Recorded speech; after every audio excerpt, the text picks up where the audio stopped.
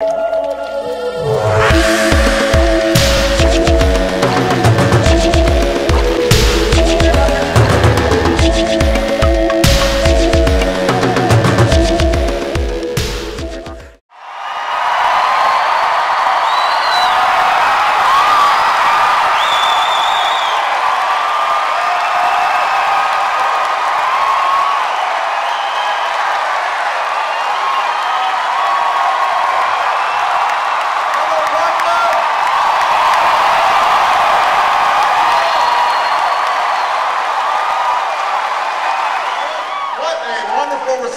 guess when the sun comes out around here, everybody gets very excited. I want everybody to remember, when I came here during the campaign, I made a promise. And it wasn't a promise about any particular issue. It was a promise that our government would once again be responsive to the needs and aspirations of working families, of America's middle class. It was a promise that Washington would concern itself not just with the next election, but with the next generation of Americans. And Mainers, I want you to know that last week, after a year of debate and a century of trying, health insurance reform became the law of the land. Because of people like you, it happened. It happened because people had the courage to stand up at town hall meetings and talk about how insurance companies were denying their families coverage because of a pre-existing condition. It happened because folks wrote letters about how premiums had gone up 50 or 70 or 100% in some cases, and it was forcing them to give up their insurance.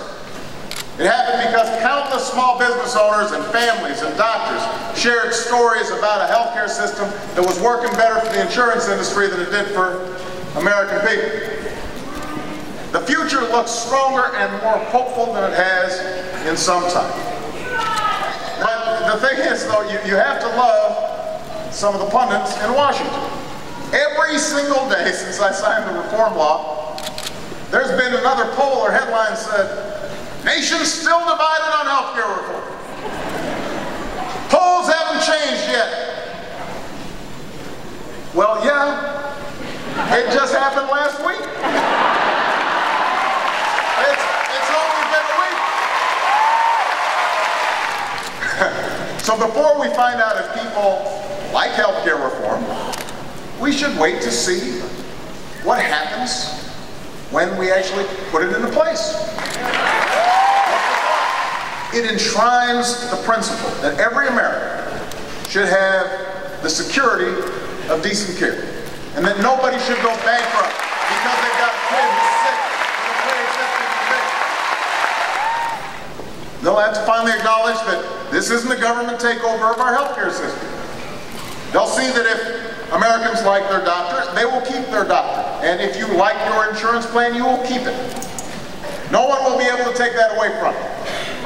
It is a common sense plan. This reform incorporates ideas from both Democrats and Republicans. What this reform does is it builds on the system of private health insurance that we've already got. So that if you have insurance, this reform will make it more secure and more affordable. If you can't afford insurance, or if you've been denied coverage, you're finally going to be able to get it. And over time, costs will come down for families, businesses, and the federal government, reducing our deficit by more than $1 trillion over the next 2 decades. That's what this reform will do. I want seniors to know, despite some of the stuff that's been said out there, these reforms don't cut into your guaranteed benefits. What they do is eliminate co-payments and deductibles for preventive care, like checkups and mammograms. You will be getting those for free now. This is why AARP supported this bill, because it's good for sick. And by the way, members of Congress are going to be part of this pool. So you know it's going to be good, because they're going to have to use it themselves for their own family. And it's absolutely true that because healthcare is such a complicated issue, a lot of people got worried, a lot of people got scared. And the misinformation seeped in.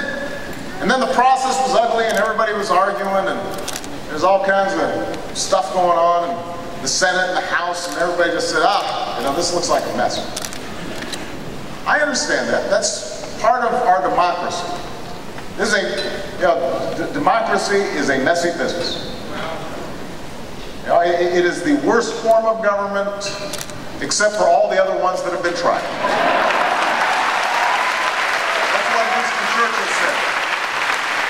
As I was driving by, people were waving. Everybody was clapping, and then one guy's like, eh. He saw me through the window, too. I thought, that's a great thing about the country.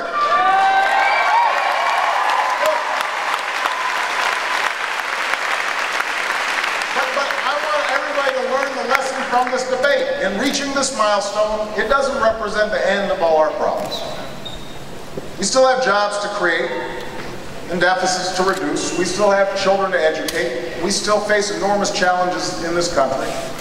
Jobs haven't been returning fast enough, despite everything that we're doing. The economy is growing again, but people still haven't been hired back as fast as they need to. Small businesses are still having trouble getting credit out there.